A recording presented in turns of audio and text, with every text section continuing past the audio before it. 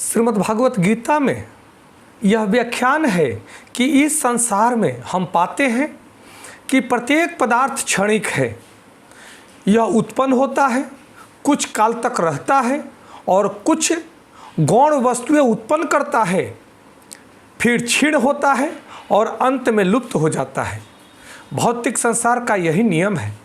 चाहे हम इस शरीर की दृष्टांत लें या फल का दृष्टांत लें या किसी अन्य वस्तु का, परंतु होता यही है कि वह उत्पन्न होता है, कुछ काल तक रहता है और उसके बाद उसका अंत हो जाता है।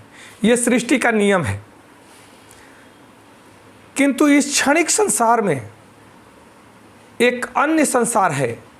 इस क्षणिक संसार से भी अलग एक अन्य संसार है जिसके विषय में हमें जानकारी है। उस संसार में अन्य प्रकृति है जो सनातन है।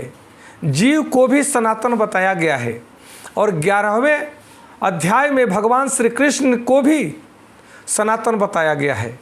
हमारा भगवान के साथ घनिष्ठ संबंध है और चूंकि हम भी गुणात्मक रूप से एक हैं, सनातन धाम, सनातन भगवान तथा सनातन जीव, इसलिए गीता का सार है कि हमारे सनातन धर्म को जागृत करना हम सभी मनुष्यों का परम कर्तव्य है, जो कि जीव की शाश्वत वृत्ति है। हम अस्थायी रूप से विभिन्न कर्मों में लगे रहते हैं, किंतु यदि हम इन क्षणिक कर्मों को त्याग कर परमेश्वर द्वारा प्रस्तावित कर्मों को ग्रहण कर लें तो हमारे ये सारे कर्म शुद्ध हो जाएंगे।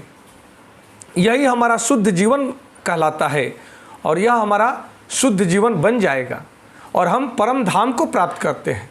हम ईश्वर के करीब आते हैं, ईश्वर के सानिध्य में ईश्वर की कृपा हम पर बरसती है।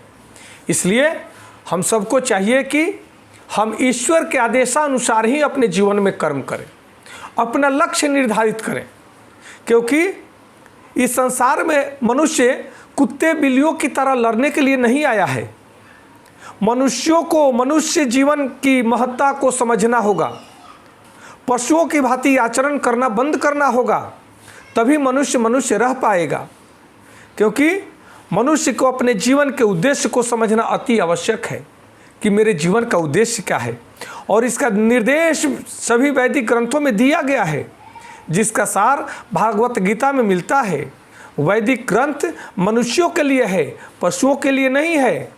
एक पशु दूसरे पशु का वध कर दे तो यह पाप नहीं लगता, परंतु एक मनुष्य अपने इंद्रिय तृप्ति के लिए किसी की वध करे, किसी का हत्या करे, तो यह सृष्टि के विरुद्ध कार्य है, क्योंकि उसको समझ है और समझदारी में वह अपने इंद्रिय तृप्ति के लिए किसी के हक को छीनकर खाता है, किसी की हत्या करता है, तो यह मनुष्य को पाप लगता है, क्योंकि परमेश्वर का अंश ही मनुष्य है। इसलिए भगवान कहते हैं कि जैसे मैं सृष्टि की रचना करता हूँ, संवारता हूँ, वही मनुष्यों का कर्तव्य है कि सृष्टि को जैसे हो सके संवारने का कार्य करे, तभी उसकी और सृष्टि की भला हो सकता है। नमस्कार, धन्यवाद। जय श्री कृष्ण।